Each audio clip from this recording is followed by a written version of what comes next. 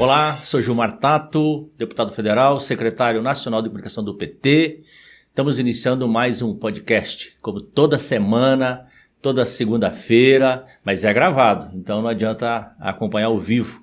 E hoje nós temos o prazer, a honra, a alegria de receber a nossa deputada federal por Rio Grande do Sul, mas que foi 4 vezes vereadora de Caxias do Sul, a Denise Pessoa, arquiteta, feminista, petista e uma guerreira, lutadora, e que para mim está sendo uma honra muito grande de estar com ela na Câmara Federal, e é uma deputada muito atuante, tem atuado bastante, pautas importantes na Câmara Federal, e vamos ter a oportunidade hoje de conversar com ela direto acho que está em Caxias do Sul, deve estar um frio danado lá. Ela não está aqui presente no nosso estúdio aqui em Brasília, mas vamos ver se vai dar certo, mas vai dar certo com certeza. Uma equipe bastante competente que está por trás dessas câmaras. Então, tudo bem, Denise? Como tá? Você está em Caxias do Sul? Olá, tudo bom, Gilmar? Estou aqui na Serra Gaúcha, né? Um friozinho. Hoje a gente amanheceu aqui com geada, 3 graus, né? Um frio bem complicado. E depois desse ciclone que teve aqui na região do estado, né? Então, a situação é bem complexa. Ainda que aqui na Serra a chuva não veio tão forte, mas litoral, norte e a região metropolitana foi bem complicado. Isso porque o inverno está começando, né? Então, sempre no sul do país, principalmente Rio Grande do Sul e Santa Catarina, o frio chega mais cedo. E eu sei que estou vendo que você está bastante agasalhada aí, mas obrigado por você estar aqui no nosso podcast. É um podcast semanal que a gente procura fazer um balanço da semana do que está acontecendo na Câmara Federal, no Senado e mesmo no governo Lula. E a semana passada foi aprovado o Mais Médicos, que foi uma coisa importante, né, Denise? Que existia no nosso governo, no governo Lula e Dilma, e depois com a entrada do Temer e Bolsonaro eles tiraram, e foi uma medida muito importante que foi aprovada, assim como também o projeto da Minha Casa Minha Vida. E vamos começar essa semana, provavelmente nós vamos começar a ouvir também agora os jogadores. Começamos, né, ouvindo aquelas pessoas, né, o promotor, desembargador e próprio presidente do Vila Nova, que começou pela CPI de Goiás, né? E agora vamos começar a ouvir os jogadores também, os apostadores. Essa é uma CPI, vamos chamar assim, diferenciada, né? Porque ela não é uma CPI da oposição contra a situação, do governo contra a oposição, né? É uma CPI que procura apurar essa fraude no futebol brasileiro, que se você perde a credibilidade, que essa paixão nacional, é evidente que a coisa fica muito ruim, né? O campeonato pode estar em jogo. Então, não é uma CPI contra o governo ou a favor do governo ou contra a oposição, né? É uma CPI muito específica, né? Eu acho que agora é que ela vai começar quente, né? Você tem essa mesma percepção? Com certeza, né? A gente viu que essa questão do futebol, acho que tem 2 temas principais, né? Toda essa corrupção envolvida, né? Essas formas de manipular os resultados de jogos, né? Isso é um ponto que a gente precisa coibir, até para voltar a valorizar o futebol, para readquirir a confiança dos torcedores, né? A gente viu muitas pessoas se decepcionando muito, e é uma paixão nacional. Mas também tem outra questão, que é o regramento dessas apostas, né? Eu acho que a gente precisa pensar qual é o ponto, né, máximo possível de aposta, né? Se a gente deve realmente chegar ao nível de apostar cartões, como a gente viu, expulsão, né, que aí começa também a ficar muito fácil, né, essas manipulações, né? Então, tentar discutir tudo isso. Então, tem vários desafios aí que devem ser realizados, devem ser feitos. Tem muita gente para ser escutada, né? A gente vê muitos requerimentos sendo aprovados, muitas pessoas sendo convocadas, e acho que a gente precisa aproveitar esse momento que o futebol está passando, e aí eu digo, tem tanta coisa no futebol, né? Eu também participo da Frente Mista de Combate ao Racismo, e a gente também tem falado sobre o racismo no futebol, né? O que o Vini Júnior também tem passado. Então, acho que esse momento seja um momento de nós revermos toda a questão do futebol como um todo, né, para que o futebol volte a brilhar, né, com essa participação do brasileiro e da brasileira, com essa paixão nacional, e com o respeito também, né, pelas pessoas. Você vê que a Federação Espanhola, no primeiro momento, não queria punir, não queria tomar nenhuma medida em relação ao Vini Júnior, né? E depois a pressão da imprensa, da comunidade internacional e do próprio povo lá da Espanha, eles foram obrigados a se mexer em relação a isso. Essa CPI que a gente participa, como você falou, ela tem que, além de apurar o que aconteceu, ela tem a função também de normatizar as apostas, porque você pode apostar porque o time vai ganhar, mas você não pode apostar que o time vai perder, entendeu? Então parece óbvio, é a mesma coisa em relação em que momento que os jogadores vai receber o cartão vermelho, o cartão amarelo, vai fazer falta em quantos metros fora da área, porque tudo isso seja muitas vezes a corrupção, e as pessoas acabam influenciando em relação a isso. Então essa normatização é importante. Tem um outro debate, né, Denise, que eu acho que vai acabar acontecendo, pelo menos lá na Comissão de Finanças e Tributação a gente está discutindo isso, que essa evasão de divisas. Quer dizer, essas empresas que estão apostando, esses bet, na verdade não estão no Brasil. Então todo esse dinheiro, todas as apostas, não fica nem um centavo no Brasil, e nós estamos aguardando, provavelmente o Ministério da Fazenda e o próprio presidente Lula vai mandar uma medida provisória para fazer com que eles possam também pagar os impostos aqui no Brasil que não pagam. Extremamente importante. É fundamental isso. É dinheiro, né, que pode voltar, né? É dinheiro que pode voltar para projetos, que pode voltar para o nosso país, para várias áreas, e que hoje simplesmente fica fora, né? Então, são temas importantes. Eu acho que é uma CPI que, como tu disseste, né, para além de coibir, né, esses problemas, essas manipulações, também ela vai ter a possibilidade de ser propositiva, porque ali dentro da CPI nós não temos deputados, digamos, um contra os outros, né? A gente está tentando proteger o futebol, pensar alternativas. Claro, teremos alternativas diferentes, mas a ideia é que a gente saia, né, mais fortalecido, pensando essa estrutura nova de apostas, né, de uma forma que proteja o nosso futebol, e também, né, que a gente tenha recurso que volte dos impostos aí que hoje não temos, né? Perfeito.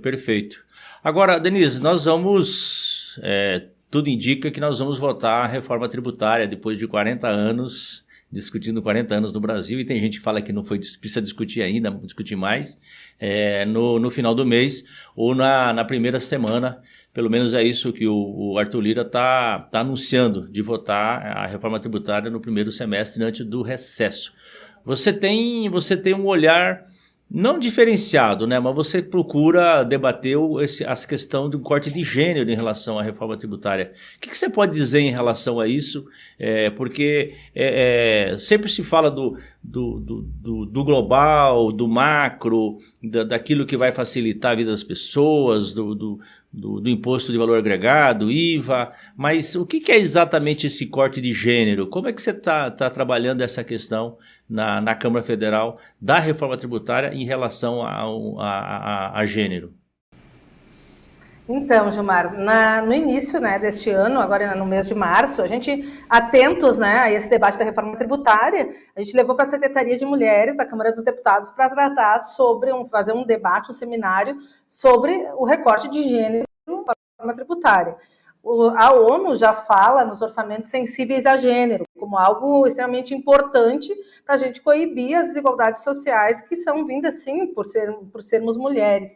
Então, tratar os orçamentos, né, de uma forma que atente às mulheres é também a pobreza, porque hoje as mulheres, em especial as mulheres negras, né, são as pessoas que são as pessoas mais pobres no nosso país. Então, a gente fez esse seminário, tivemos uma grande participação, inclusive do pessoal do Ministério da Fazenda, da Secretaria de Mulheres, né, representantes da sociedade civil, da academia, tivemos professoras universitárias, né, pesquisadoras, e a gente conseguiu avaliar, fazer um diagnóstico de que hoje, primeiro acho que tem que também dar uma contextualizada para quem nos acompanha, né, de que a reforma tributária que nós estamos discutindo é a reforma sobre o consumo. A gente vai ter 2 etapas, né, dessa reforma tributária.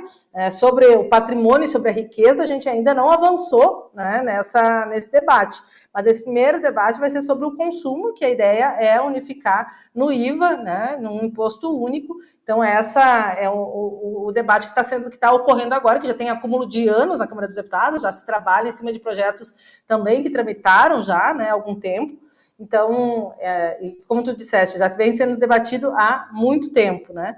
Então, a gente tem essa reforma sobre o consumo. E aí, quando a gente olha o consumo e os impostos que são trazidos, a gente vai ver que muitos dos produtos que são destinados, né? Hoje a gente tem as mulheres, elas são a maioria chefes de família. A maior parte de chefes de família hoje são mulheres no Brasil. Né? E, portanto, quando se fala em consumo, o que a gente percebe? As mulheres consomem mais comida, né, a cesta básica, o alimento para a família, do que os homens. Os homens, a gente vai ver mais itens de carro, né, de consumo, esses mais assim, de patrimônio, de compra de coisas, né? Mas a mulher, ela vai se ater muito na questão do alimento. Então, por que eu trago isso? Tem um debate, né, se falando aí de que talvez se tenha imposto diferenciado sobre alguns itens. Né? Eu entendo que, eu defendo, já falei inclusive, né, com o Reginaldo, que participa da comissão, eu entendo que a gente precisaria sim ter esse desconto, especialmente na questão da cesta básica, porque lá na ponta a gente vai atingir as mulheres, a gente vai atingir, né, as mulheres. Quando tu reduz o imposto sobre a cesta básica, a gente vai acabar chegando até atender as mulheres que hoje consomem mais, né, alimentação. Porque hoje a gente vê produtos, seja da questão biológica das mulheres, o absorvente, por exemplo, ele tem imposto alto. Se a gente comparar produtos da linha rosa, que se chama, com produtos masculinos, um gilete de barbear, um gilete que é uma rosa que a mulher usa, o dela tem muito mais imposto embutido do que dos homens. Né? Tudo que é produto, bomba de amamentação, né? As pomadas de assadura para criança, que são referente a cuidado, né, que também é uma tarefa das mulheres, tem mais impostos do que muitos outros produtos que são direcionados para os homens. Então, não são diretamente, mas pela construção cultural, patriarcal do nosso país, acaba sendo a responsabilidade do cuidado dos filhos e das crianças, acabam sendo para as mulheres. Então, vários produtos hoje, eles já tratam de uma forma desigual. Então, a mulher, ela paga mais imposto. Ela acaba pagando mais imposto do que os homens hoje. E, portanto, claro, a questão de unificar num imposto só, ele acaba também reduzindo essa desigualdade. Mas a gente entende que precisa avançar, porque a gente precisa olhar atentamente. Né? A gente trata os desiguais, né? Aquele conceito da igualdade, a gente trata os desiguais de forma desigual, para a gente conseguir equilibrar a relação. Senão a gente simplesmente vai reproduzir a desigualdade social ao longo do tempo. Outro debate que o governo tem feito, e a comissão também tem feito, é a questão do cashback, né? Que é o retorno de alguns impostos para uma parcela da população, né, que seria uma população mais carente. A gente ainda não sabe o recorte, né, de salário, de renda para essa devolução do imposto, mas é um debate importante também que tem sido feito, né, de já entender que alguns produtos precisam retornar, né, a parte do imposto pago, então, uma forma de devolução. E acho que é isso, a comissão está atenta a esse debate, está vendo formas de pensar como atender melhor as mulheres ou diminuir as desigualdades sociais que são presentes, né, na vida das mulheres. Acho que se a gente conseguir fazer isso, a gente melhora toda a condição de vida de um país, a gente diminui a desigualdade social, a gente tem uma oportunidade e a gente pode, né, avançar nessa oportunidade. Então, a gente fica aí, né, na expectativa de que ainda a gente consiga resolver, porque é isso, a gente vive hoje num país em que temos muitas, né, famílias que são as mães solos, né, e que precisam desse olhar aí para conseguir dar conta de tudo isso, né? A gente fica feliz que se fala já em alguns impostos que seriam diferenciados, como, por exemplo, a questão do transporte na compra de produtos relacionados ao transporte público, né? Então, também, esse setor aí de serviço de transporte público, ele também seria algo que atenderia também as mulheres, né? Porque também são as que mais pegam transporte público. É realmente uma preocupação, uma dedicação que a partir lá da Comissão de Mulheres, ou a plenária das mulheres, as mulheres articulada, porque geralmente este debate passa à margem, né? Como você falou, o próprio relatório tem uma preocupação relacionada à questão do transporte, da educação, da saúde, e também em relação ao consumo, né, de alimentos. E aí vocês procuraram, inclusive fizeram um levantamento em relação a esses produtos próprios de uso das mulheres e comparado com os produtos de uso dos homens, como a camisinha, como outros produtos, que realmente os impostos para as mulheres é muito mais caro. Então reparar já uma distorção que existe e não deixar que essa distorção ela continue nesse novo código tributário após essa reforma. Mas você estava falando que realmente no Brasil a questão do consumo ele é muito mais alto, né, em relação comparado com os outros países. E eu estava pegando aqui, e esse debate aconteceu, Denise, na Comissão de Finanças e Tributação, o consumo nos Estados Unidos ele é em torno de 40,6% na distribuição dos impostos, 40,6% lá nos Estados Unidos. Na OCDE é 60,4%. No Brasil é 74,8%. Você vê a carga tributária vinculada ao consumo. A mesma coisa em relação à renda. Os Estados Unidos, que é o país capitalista, que livre mercado, iniciativa privada, aquela coisa toda, é 49,1% do imposto de renda. No Brasil é apenas 20,8%. Então, a relação do patrimônio, que é esse debate que nós vamos ter que fazer no segundo semestre. Nos Estados Unidos, eles taxam 10,3%. No Brasil, apenas 4,4%.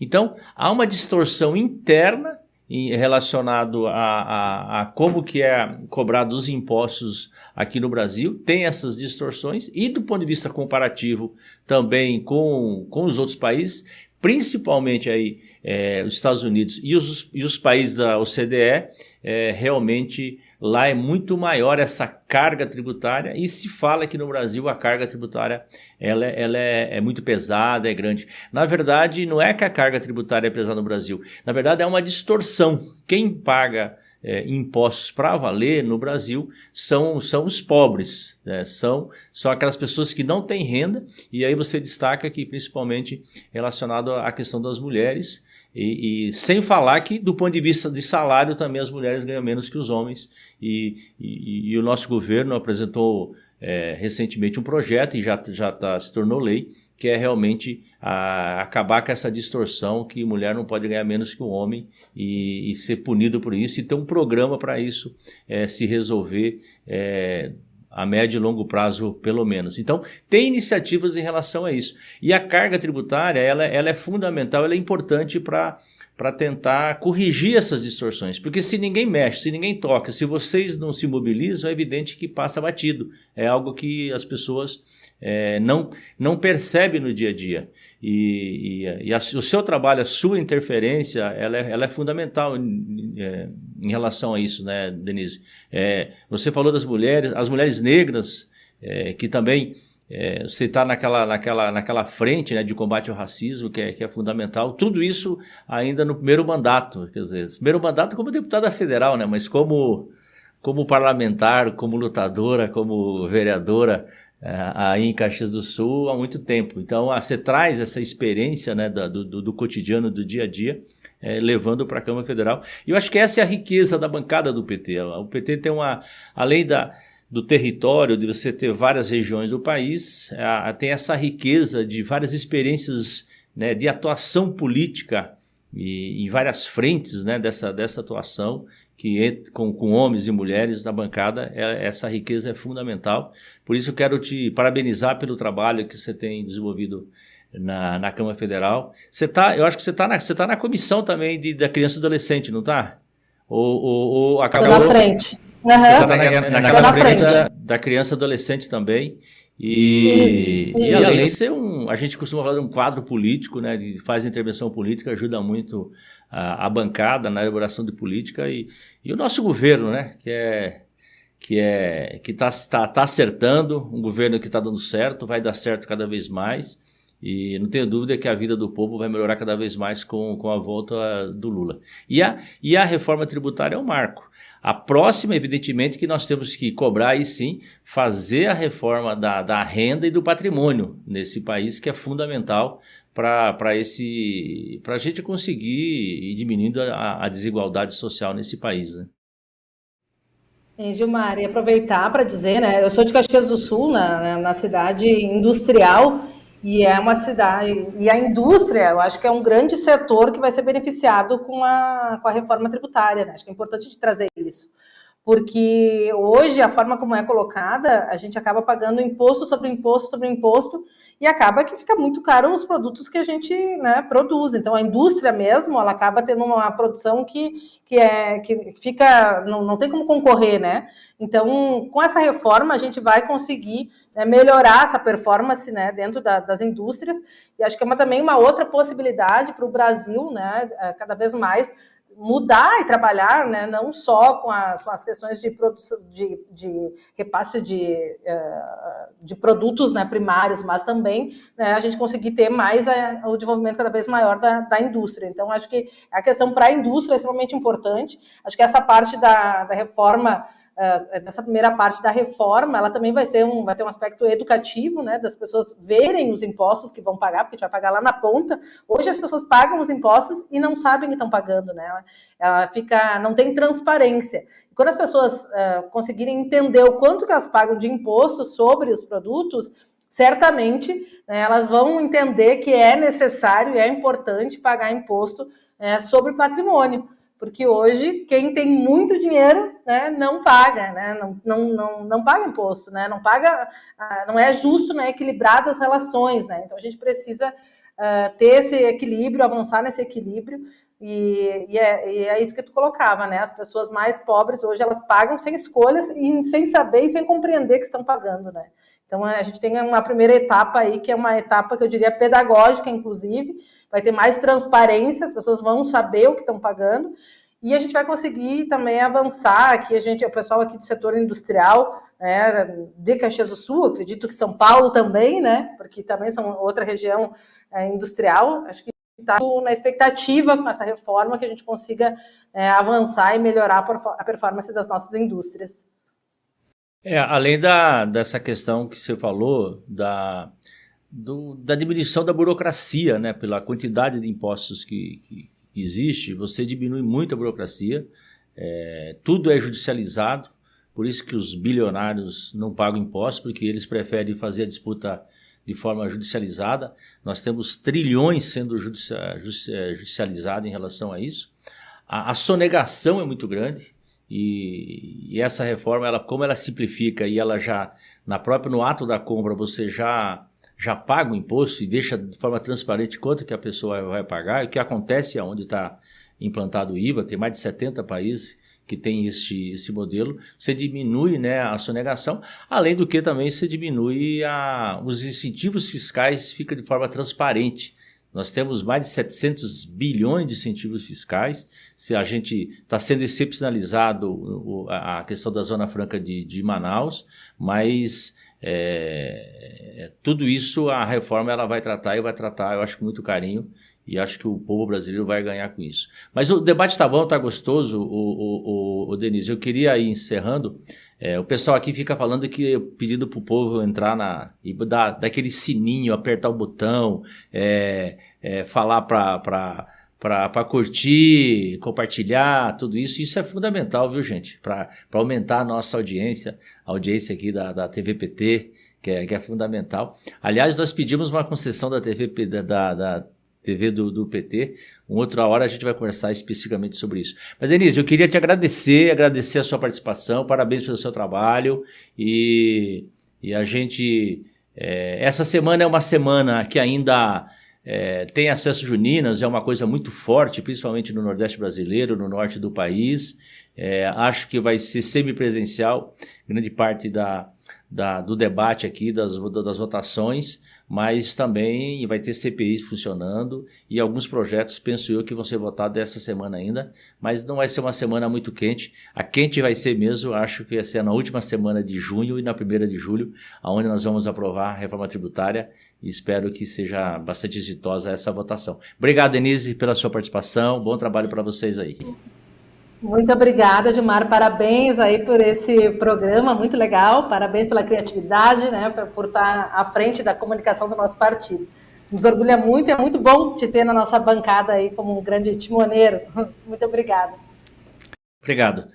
É isso, gente. Mais um podcast semanal. Curte, aperta o sininho. É assim que a gente vai crescendo, vai aumentando a nossa audiência. A TV PT já é um sucesso, a Rádio PT, esse podcast é mais uma iniciativa aqui da Secretaria de Comunicação e a gente inovando a cada dia, disputando também a nossa narrativa na rede social. É assim que o PT vai crescer cada vez mais. E a última pesquisa do Datafolha, de novo, 29% tem o PT como o mais preferido, vamos chamar assim, do povo brasileiro. De novo o PT na frente de todos os outros. Valeu, forte abraço, boa semana a todos e a todas.